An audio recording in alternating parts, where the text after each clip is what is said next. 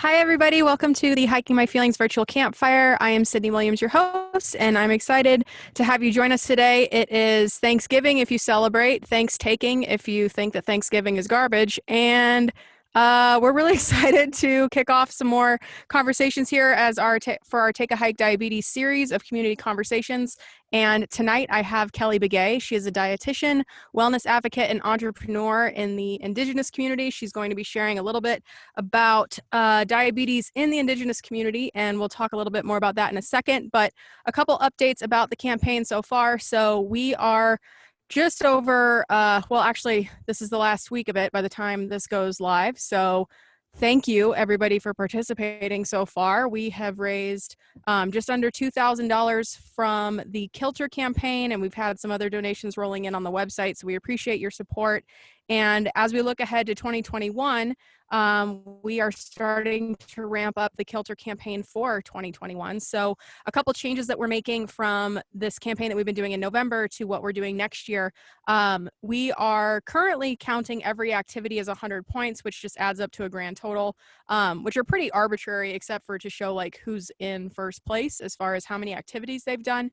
And moving forward in 2021, what we'll be doing is assigning 1 point per mile. So that will help us track mileage in a way that's easier to visualize and also make it just really clear on how far everybody's going. And that's how you earn points.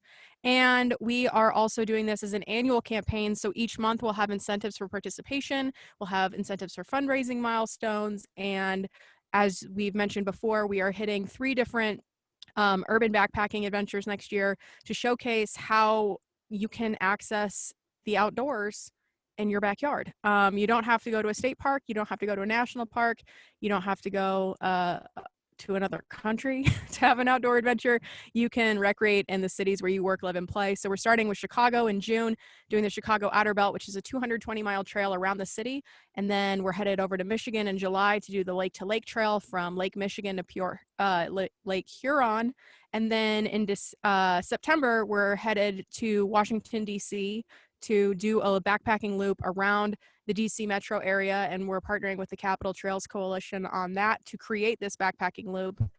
The Capital Trails Coalition manages like 470 miles of trails in the metro area, and we're creating a loop that could be used for backpacking, so folks who live in the DC metro area can just like have a backpacking adventure in the city. So stay tuned for more information on that.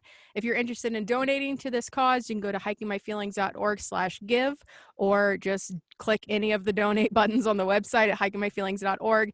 And tonight we have Kelli. So a quick introduction for Kelli. Kelli Wilson Begay she comes from the Kickapoo, Seminole, and Muskogee Creek tribes of Oklahoma. She is a dietitian, wellness advocate, and entrepreneur who feels a sense of responsibility to utilize her diverse skill set to serve the social and health needs of Indigenous communities worldwide. She specializes in working on issues related to nutrition, type 2 diabetes, health communications, wellness, and more.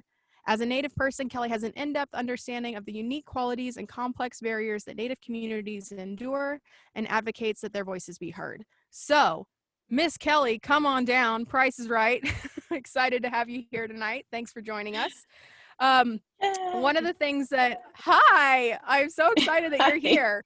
So I want to give listeners a quick backdrop on like what I had to do to find you. So in doing research for our 2021 initiative, the question that I'm trying to answer next year while we're on the road through storytelling and meeting awesome people all over the country is I want validation of my diabetes experience. So I was diagnosed with type 2 diabetes in 2017.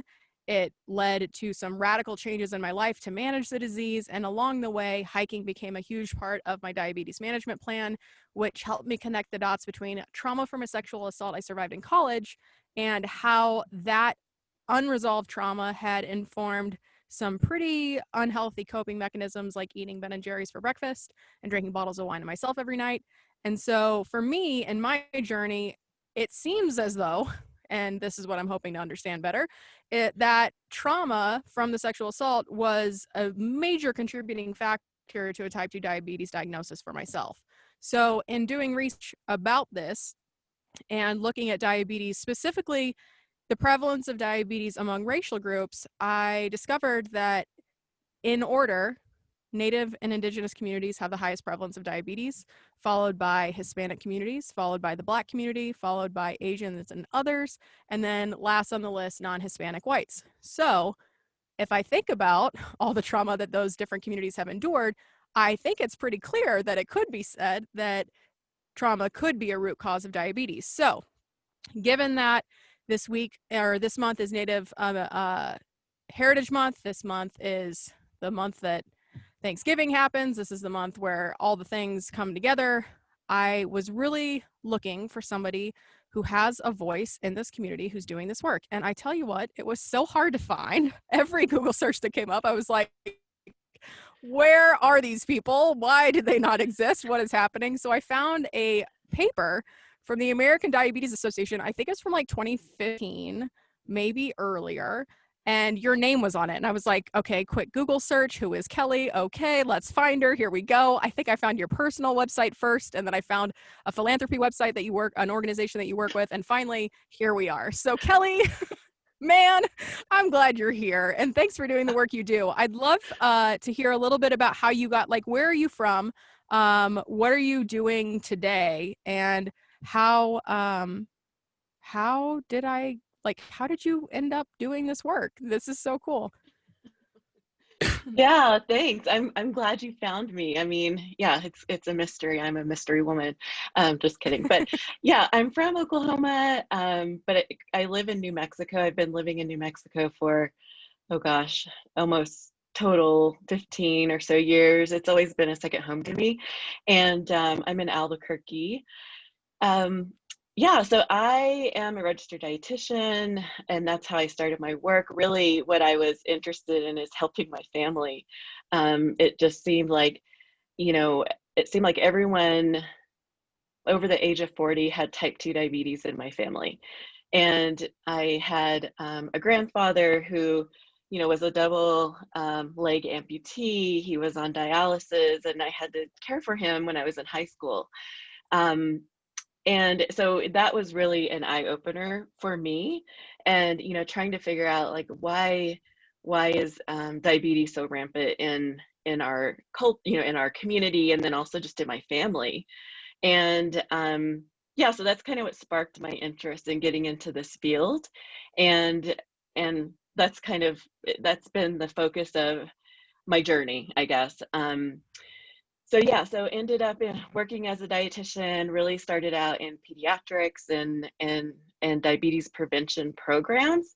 So a lot of that had to do with, you know, lifestyle and, you know, being more active, eating healthy, you know, helping with childhood obesity, those kinds of things. And then it moved on to more diabetes treatment. So diabetes education with adults and in my tribal community, which was really, I think, I was just fortunate to work in my community, and that was working with the government. So the Indian Health Service is the healthcare system provided on behalf of treaty obligations, you know, to Native Americans because of the land that was taken, you know, hundreds of years ago, and so I can't say that's the best system to provide healthcare to our people, but anyway, so that was my way of starting in working for my community and trying to give back,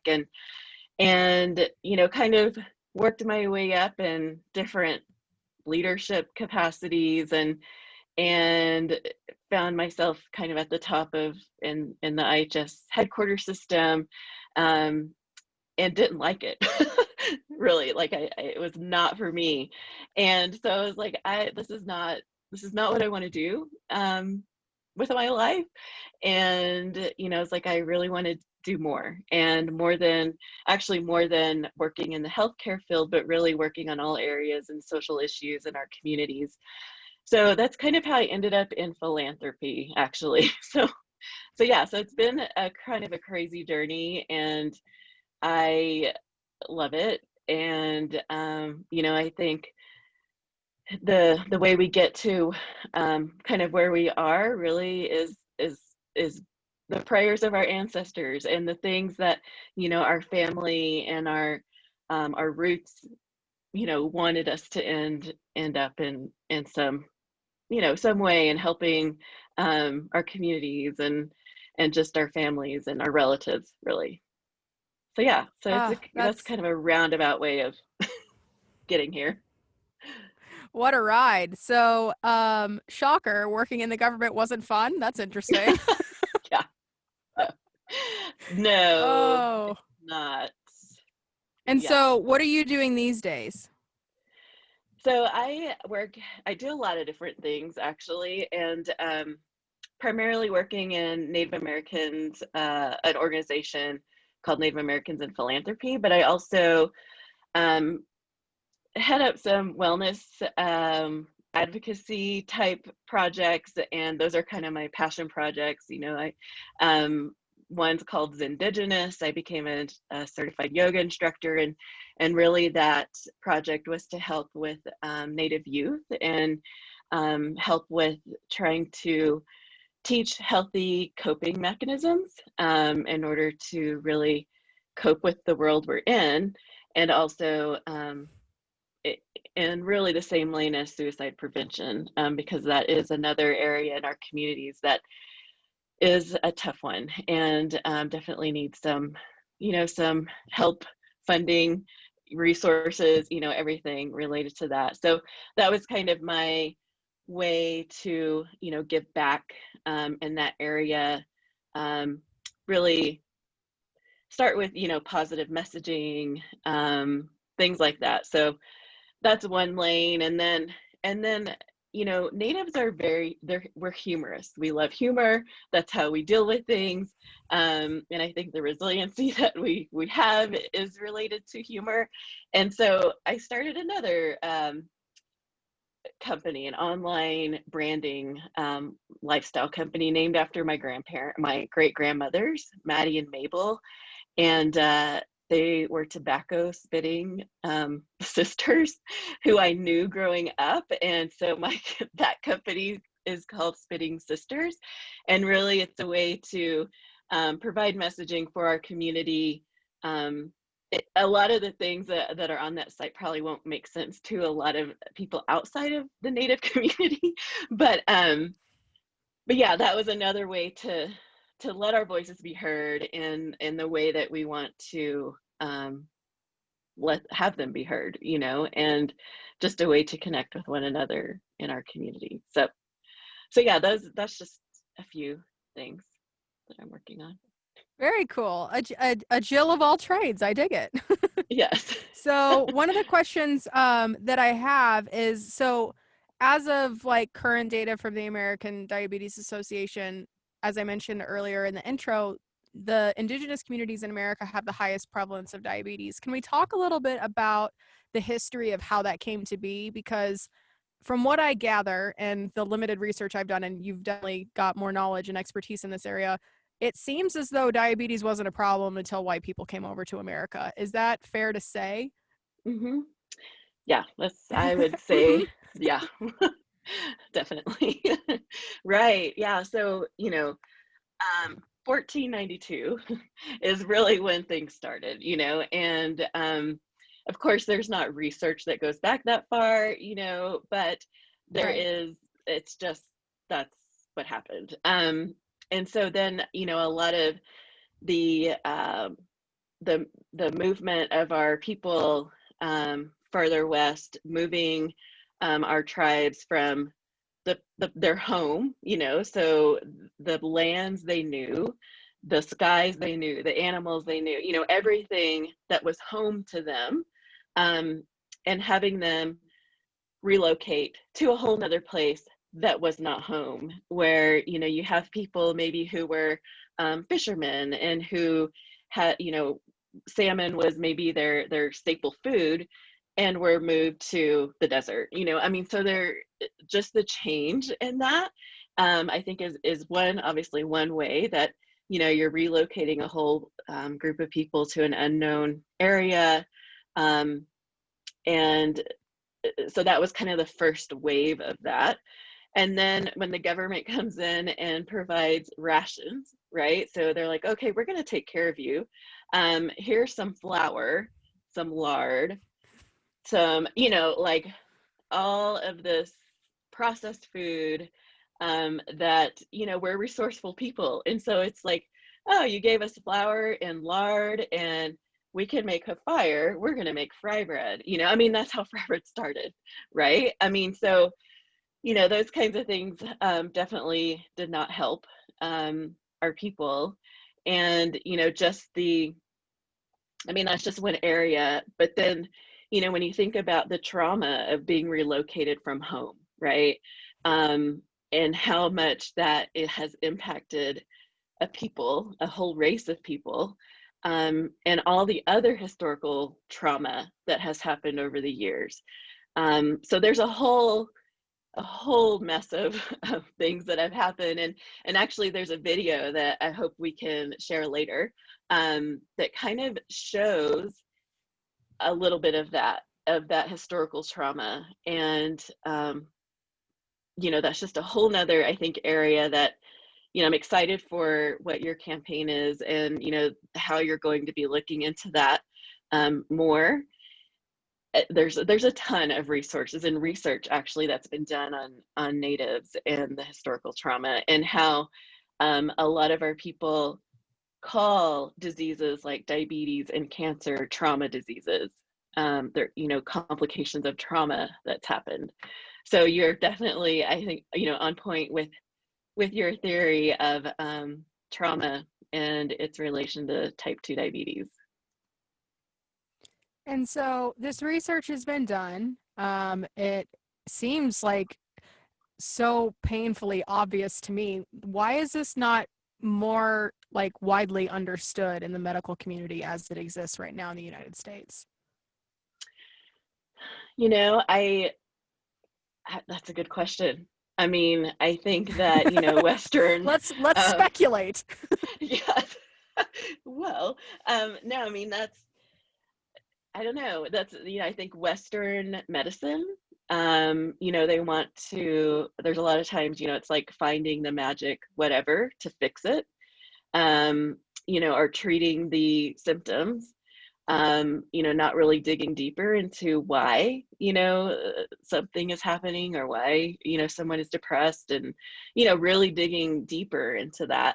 And so, yeah, it doesn't make sense, but I think people our researchers are definitely on the right track. As far as I feel like there's more interest in looking at that. But I will say, on the other hand, there's not a lot of research dollars going towards that. How do we get more money funding that kind of research? Like, who do I need to go talk to? Like, what kind of doors do we need to go knock on to make this happen? Because I feel like, because it's so like, and is it, I don't want to say this, but I will, like, is it just that people don't give a shit? Like, is that the root of it? Because like, I give lots of shits, and like, I'm like, this doesn't make sense to me why there isn't funding to understand and treat this, when it's, if you look at the numbers and you look at history, it's so abundantly clear that this is what's happening in these different communities. And like, why, I get it, like capitalism and pharma and all the things fix the symptoms. It's a body's a machine, not a, organic spiritual being. But I just like, I want to like shake my fists in the air about it. Like, it's really frustrating to hear that there is research being done, that this is being studied, and yet there's not a lot of interest or investment in it. Right. No, and you're totally right about that. I don't think enough people give shits about it, or the people who can make a difference, and really do something about it. I just think there's a total disconnect, and almost like, I don't know, almost like a brainwashing kind of, like, it's just like either turning a blind eye, or I know there's usually two lanes of research into this, and it's lifestyle, right? And then it's genetics. right? Those are like the two lanes of research that have been happening for, you know, hundreds of years, really. And so, and that's, we know it's more than that. Yeah, so I don't know. And I'm looking for the same answers to help with that. Yeah, well, we'll go rob some banks or something if we need to. Um, like it's just it blows my mind, and like I understand the fundamental answer to my question, and that's like there's just not enough money and not enough people in the right places that care, who can make decisions that get the money in the right places. And but also raising my hand to the fist, or raising my fist to the sky. So could we talk a little bit about like current numbers and demographics? That was something that you mentioned you wanted to share a little bit about, and I'd love to hear more along the lines of like, so we know that 1492 we started moving people around. There's trauma associated with that. There's dietary changes associated with that. We're feeding you flour and lard. Disgusting. So what's the current situation look like? So I'm looking at my other screen here just so I can try, so I'm not making up numbers. But in That's the fair. US, like yeah, there, so the, and I will, let me just say that, you know, the Indian Health Service is the federal government's healthcare system for Native Americans. There's a lot of other rules that go into that, but there is a division of diabetes, and there are really smart people who work there and really care about our community. So I'm not like totally bashing it, the government, everybody in it, because there are good people in there. But you know, there Of is a course. whole Yeah. division who does this kind of research, or, you know, just pays attention to the cases that are out there, and how many people and what kind of treatment or what kind of health care that they're receiving. And so I am looking. So in the Indian healthcare system, there are just over 300 facilities who keep track of the data. So let me scoot back a little bit, because there are 574 federally recognized tribes in the United States. There are just over 600 tribes, and not all of them are federally recognized. So that's like another like government way of saying, yes, we like deem you a tribe, right? So 574 are federally recognized. That means they can, you know, receive federal dollars, and the people in those tribes can receive health care from these federally ran health care, either clinics or hospitals, you know, things like that. So based on that, there are 300 who've reported to this, the Indian Health Service, in their diabetes audit. There are more than 127,000 Native people with diabetes based on the data that they received. Now, I will also say that there are a whole lot of Natives who live in urban areas who are not going to one of these Indian health systems, right? And so those aren't necessarily being counted in this number, unless they go to, you know, like a designated Indian health facility. So that's kind of like just the quick and dirty on that. Now, some of these, so the Indian Health Service, right, is this big federal healthcare system. They have received funding for 22 years now, where they're running, they're called special diabetes programs for Indians. And there are just over 300 of those kinds of programs that are either ran by tribes, or ran by these federally, federal Indian healthcare systems. Most of them are ran by tribes, I will say that. So money has been coming in. The tribes are able to use some of this funding, and let me just say it's not enough funding, but over the years they've been I think able that to, probably goes without saying. yeah, yeah.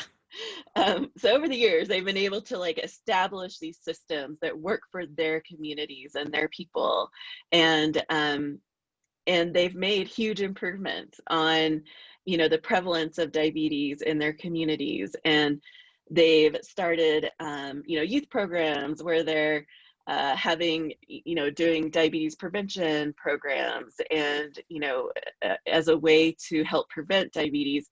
Some of this is addressing historical trauma and, you know, looking at how they can help people kind of heal from the trauma that they've experienced in their lifetime, but then also trauma that's been passed on generations. So there are programs that have done a ton of great work. They know it's best for their communities, and they've been able to really make some huge improvements. So there is some good news to that. And the thing is, there needs to be more funding. I mean, that's like the bottom line for everything, you know? Yeah. So when it comes to elected officials, who determines, like, what department in the government determines how much funding goes there, and is that something that folks listening can like write their senator about or their congressperson? Like, is that something that can be advocated for by people to their elected officials? Yeah, definitely. So it's the Department of Health and Human Services is who IHS is under, and that is the SDPI program is under them. So there's a lot of different Congress does make the decision to fund SDPI. SDPI money goes to the IHS system to like disperse and manage, you know, data and things like that. So yes, writing into your representative definitely will help. There's actually a I mean, I can send the link to this too, but there is a listing of, you know, 35 states have these programs in them. So those obviously are going to be the main states, you know, where you're going to want to make your voice heard about this. Yeah, so that's definitely one way to help with that. And then also just giving to Native communities and tribes themselves. I mean, you know, there's kind of a myth that well, there's two things that come up when I talk about this, and one of them is that Native Americans don't pay taxes, which is not true. We pay taxes just like everybody else. The other one is that that we have casinos and that we all have money, which is not true. We don't all have casinos. We don't all get money. We don't get free stuff. I mean, so I just want to like say that, because seriously, that is one thing that's like, it's, you hear that all the time. And then the other thing is, you know, we don't all live in teepees. Like, we are still here, and we are modern day. Like, we do things, you know, like we do podcasts, we do, you know. You have jobs, you have families. Like, right. Yeah. Yeah. Shocking. This is so like breaking news, everybody. Native Americans are real people just like us. What the hell? My God. Yeah. Thank you for clearing that up and for yes. delivering the breaking news here at the virtual campfire. I'm glad everybody can now be rest assured that natives are paying taxes. Oh my goodness. And but I think that like, and I appreciate your humor, and I'm glad that we're laughing, because like, I feel like, so I grew up in Kansas. My history books were incredibly whitewashed and just not at all representative of any of the things that actually happened in this country, as it feels like. So a lot of the knowledge that I have, I sought out for myself as an adult, because like, you come to a point especially as a white person in this country, like, you come to a point where you're like, I don't think this is fair. This is kind of weird. So I appreciate you sharing some of these like misconceptions. Those weren't ones that I had. I figured you guys all participate in society the way we do. But it's it's definitely something that I know a lot of people will be like, oh, new news to me. So I appreciate you sharing that. Are there any other myths you want to bust while we're on that topic? Because it sounds like you've got a handful. Let's see. No, I mean, if it comes to me, I'll let you know. But those are kind of the main ones that were Okay. like, oh my goodness, like I can't believe we're still having to educate on this, you know? So, Right. Well, and I think too, like for folks that are listening that aren't, this might be their first foray, because I know 2016 was a big election for like people waking up. I know this mhm, year was as well, as far as like figuring out how they feel about social justice and all the different issues that affect different communities in this country. But one of the things that I think is really interesting about all of it is, and something that's come to me, and this is totally new to me, as somebody who is an advocate and enthusiast of the outdoors in like recent years, is land acknowledgements, and how mhm, it's a really simple way to honor the people that have been stewarding this land for millennia prior to us arriving here. And our board member, one of our board members, Gabacha, she's our director of social responsibility. She led a workshop for Take a Hike Diabetes around land acknowledgements, leave no trace, the 10 essentials. One of the things that was shocking to me that I didn't know was see if not law. Like, it's just something that you do, and it's like it's the first thing that happens at events, and it's a thing that is part of the event flow, and there's no question about it. It's not like, well, why do we have to do it, why is it appropriate? So for anybody listening, if you're not already familiar, there's a website called nativeland.ca, native hyphen land.ca, and you can like Google your address and mhm, see where, like, what tribes used to live or still live on the land that you occupy currently, which I think is really interesting. So obviously it's not like that's the bare minimum of research we should be doing. Like, use that as an entry point and then go Google these tribes and see how you can give specifically to the tribes, as Kelli mentioned. But Kelli, is there a place where, like, what's your recommendation for how folks can start to give back to these communities? Because is there a digest of Indigenous resources where we can go donate? Is it as simple as like Googling your address and Indigenous communities? Like, what's the best way for people to get connected with tribes, and like what, and for folks, because I mean, this is something that I'm sure a lot of our listeners want to know, like, what's the best way to go about that without it being performative? Because I mhm, know a lot of people are genuinely interested in giving back to these communities, honoring these communities, and respecting them.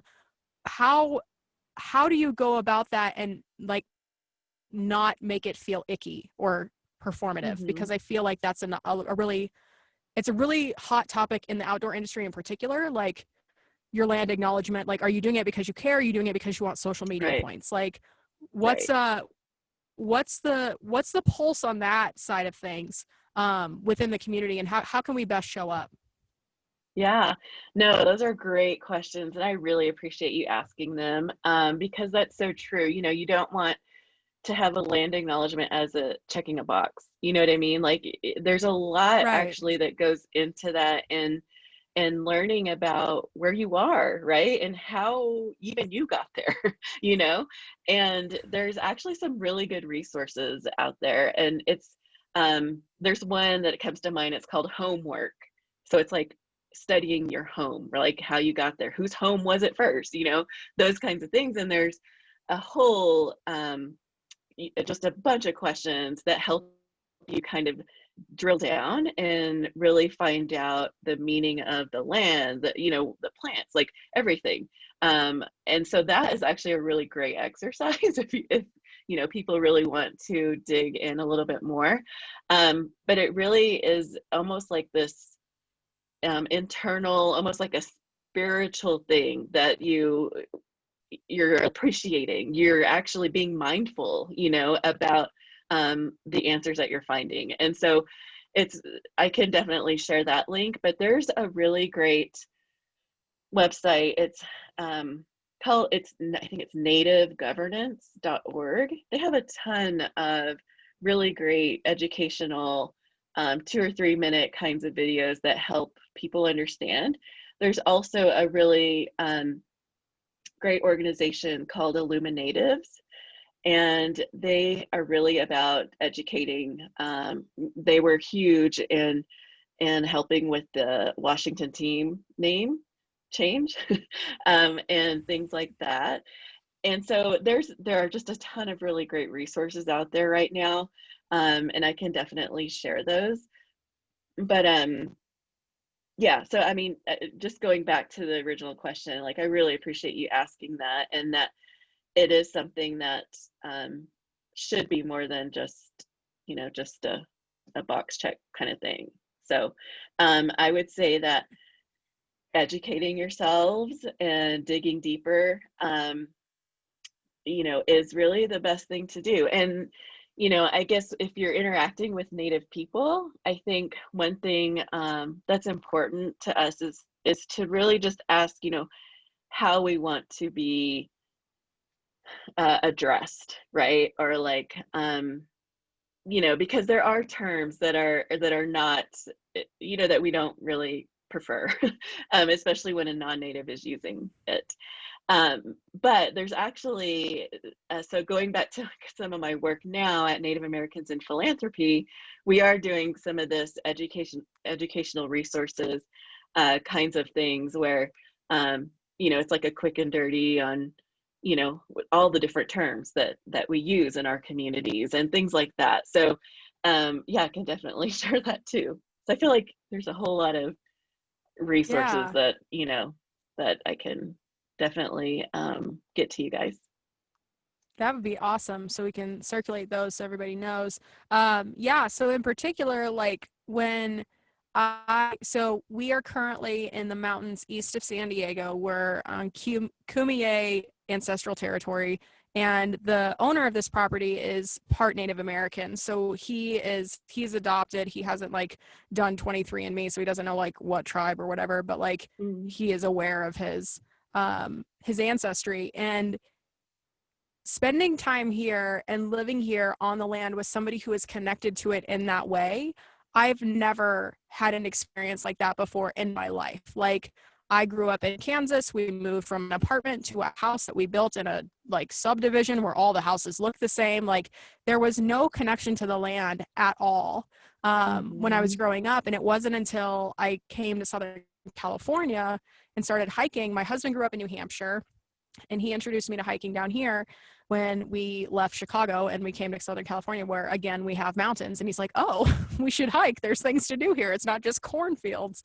But I Yeah. feel like one of the best ways to get folks aware of how to honor the land that we live and work and play and recreate on is by spending time outside and going for a hike and doing this research ahead of the hike. That's something that we've been doing with our groups lately, Mm-hmm. and something that I did before our hikes as we went around the country last year was just like, who was here before us, like, and then like Mm-hmm. look it up and see like what did they use these different plants for, what were the animals that Mm-hmm. were native to this area. And especially when we were in Yosemite, like, I have never felt more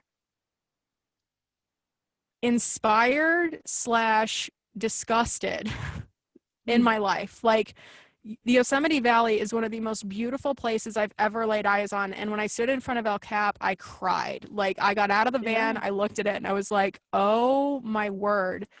And as we were backpacking through the high country this summer, we came across, to be part of and forgive me because like I pronounce things by how I read them. I don't know how they're actually pronounced sometimes. So Paiute. Oh yeah. Uh-huh. Paiute. Yeah.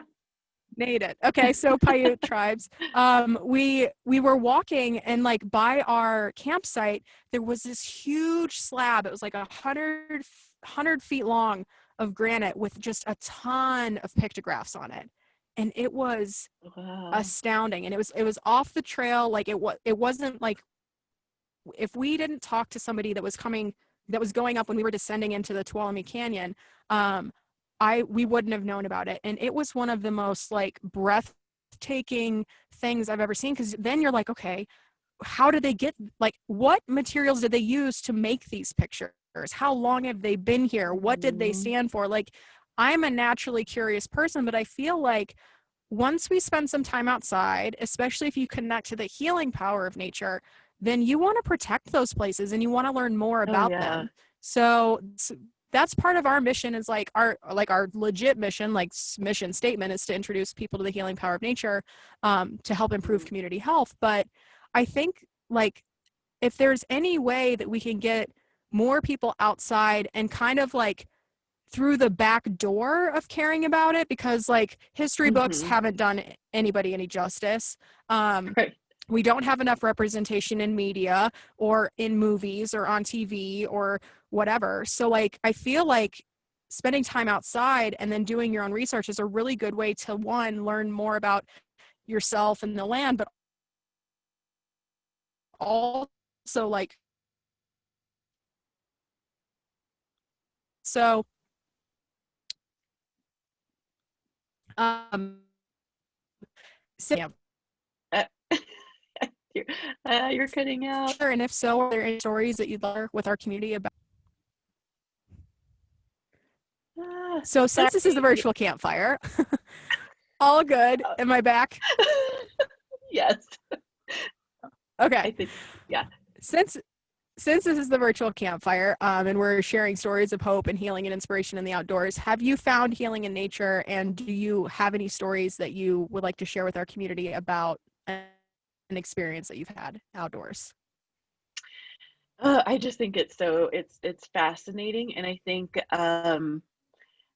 it's like inspirational every time. And one thing actually that I've started doing more of is grounding, so really being connected to the earth.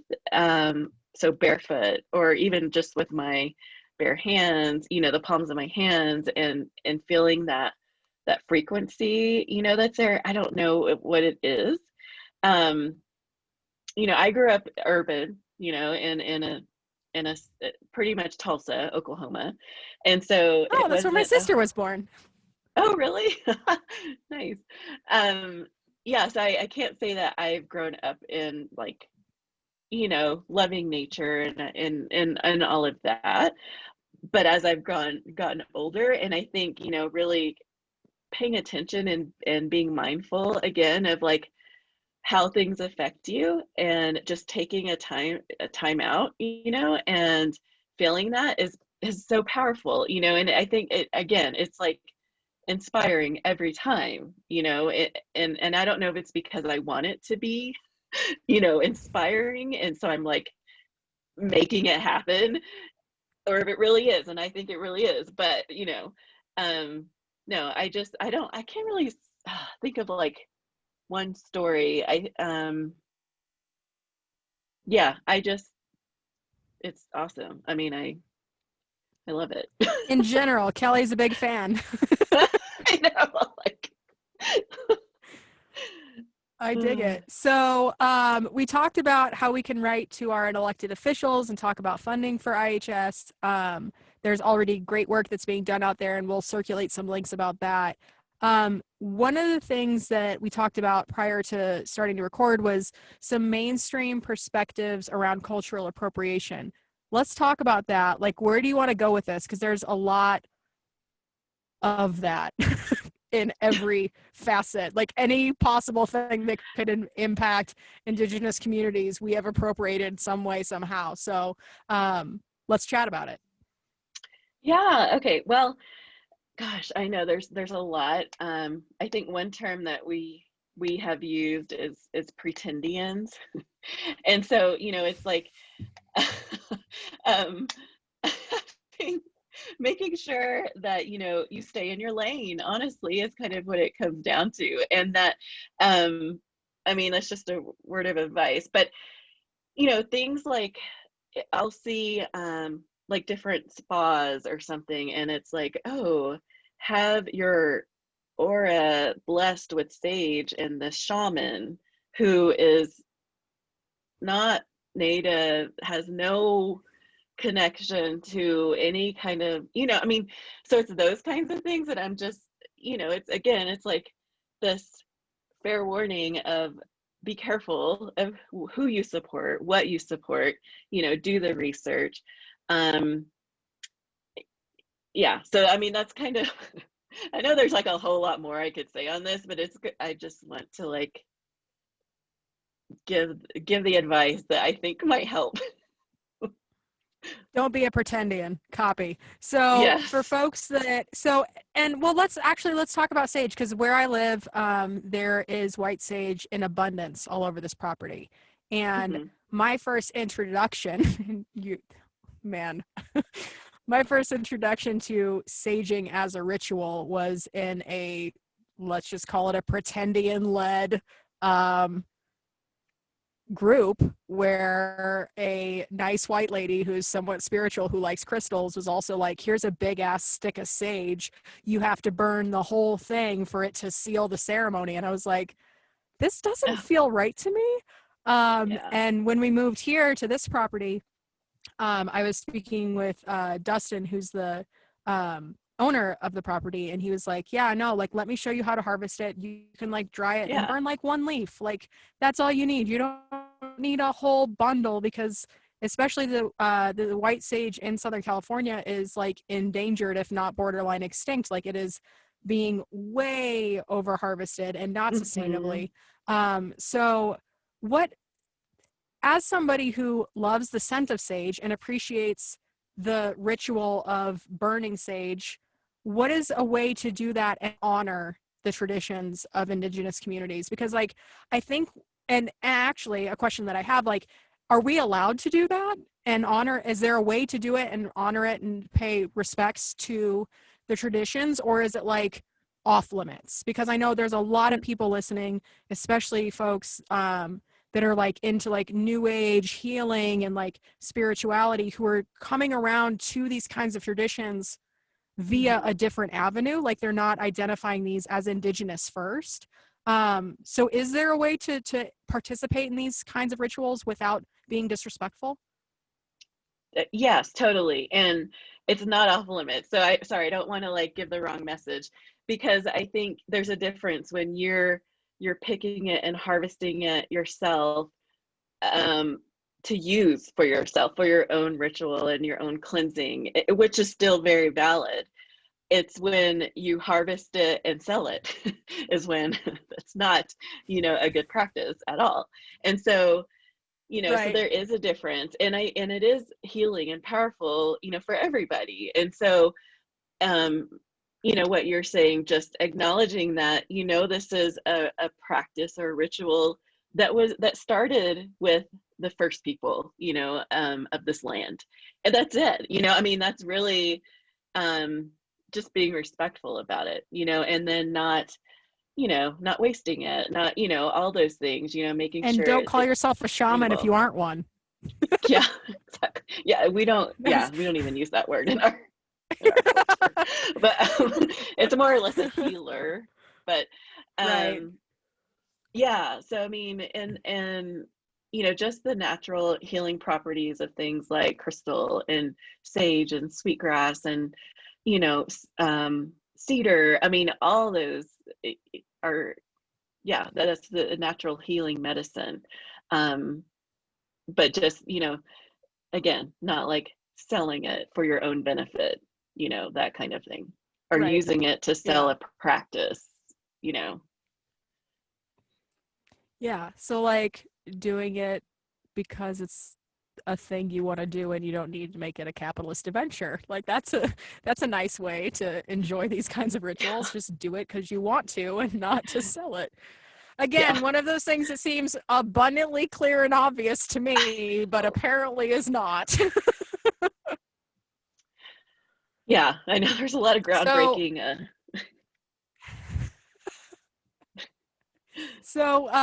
when it comes to Thanksgiving and this week, so this episode is going to air on Thanksgiving. So for folks that celebrate, good for you. What is a way, like, how can we start talking about this differently? Like, there's a gal that I follow. Her name is Jolie, and she is in the Sierra foothills up in Northern California, and she calls it Thanks-taking. Like, what are some different ways that we can start to shift the language around this? Because I already, like, I know that the history of Thanksgiving is problematic and not accurately represented in our history books. But what are ways that folks who aren't Indigenous can pay respect and honor Indigenous folks during this week? If you like, I don't care to celebrate Thanksgiving. So like, what are ways that I can advocate or educate or point people in the right direction, or use language that shifts away from that to something that's more accurate and respectful? So I think just acknowledging how it started, right? I mean, like, and really, so I don't talk about this very often, but, I think understanding that what we were taught in our education system was not right, telling the true story, so not sugarcoating, right, what really happened, and teaching others, like teaching especially our kids, like the real stories. And there again are more resources out there that I could share that really help with that are actual tangible, things that you can use. But again, it's going back to that awareness and being mindful and educating yourself and others about the truth, the true history and the true story of what happened. But again, there's another side of me that's like, it is a time to be thankful. You can still have gratitude, for the things in your life. But just understanding that you can do that every day. You don't have to save it for one day in November. Right. But just so that kind of thing. And so it's hard because I can't say that we celebrated Thanksgiving, but it's like, okay, well, my whole family is off of work. And Right. if there were other days when we were off work, we would gather anyway, because we're social people. We like to gather, we like community, we like to eat. I mean, like, so it's like one of those things where I think as a Native person, it's been actually really hard to kind of walk these two lines. It's like the reality of, Oh, I bet. well, we work, we make a living, we're off these days, it's called Thanksgiving, yeah, we're gonna eat. I mean, you know what I mean? It's just it's difficult. But definitely, I guess almost it's just understanding the true history, and again, sharing that and educating others who don't know or who don't know better. So, is there anything else as it pertains to Indigenous health, diabetes, this month, November, anything else that's on your heart and mind that you'd like to discuss or share that we haven't touched on?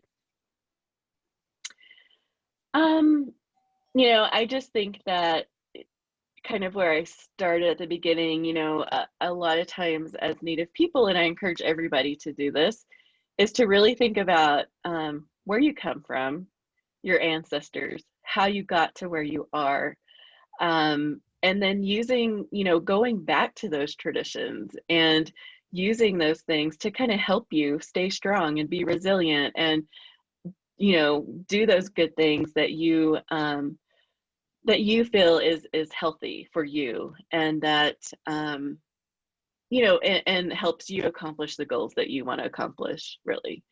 We're all in this individual journey, and I just think we didn't come to this on our own, right? I mean, we had some help from those before us. So, just keeping that in mind again, and educating yourself again and the resources that I'll share. And then also that the video that I'll share is really, really powerful. I really am going, to encourage you to, if anything, watch that. I'm very much looking forward to seeing this video. So for anybody that wants to follow you or keep up with what you're doing, where can people find you and how can they do that? You can follow me on Instagram. I am not very active on it actually, but when things happen, I do post when I can. But my Instagram handle is actually my Kickapoo name, Nenekaikwa. And so that's Nanecikua. But we can share that too. Perfect. We're gonna have a whole novel Fantastic. of resources. We are, and that's the thing, like that's what it's all about. It's just like I just want to provide our community and anybody who stumbles upon this with as many resources as possible so that they don't, because when we know better we do better, and not everybody has the wherewithal or the time or the gumption to go do this research themselves. So I figure if I can give them a whole big long list, then I can't say I didn't give you nothing. Like you've been introduced to a list of resources, and then you hopefully run with it and make the world a better place. Yeah, that's right. Oh my goodness. Well, Kelli, thank you so much for joining us tonight. I have absolutely just loved chatting with you, and I look forward to supporting the work that you're doing in whatever way that we can. And thanks for joining us around the virtual campfire. Yes, thanks for finding me. Take care. Yay. All right. You too.